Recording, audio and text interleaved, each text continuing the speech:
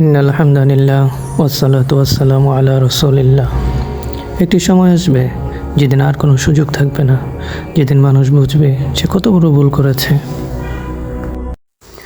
হাত্তা ইযা জাআ আহাদাহুমুল মাউতু ক্বালা রাব্বিরজিউন।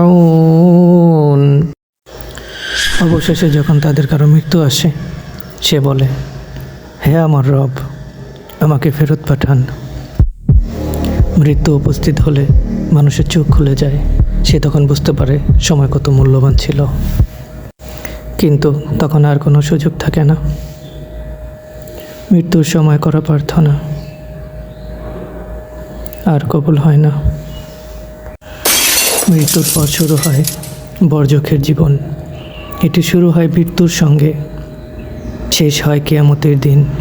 আজই সময়, কাল নয়, এখন আমল, বর্জখে নয়।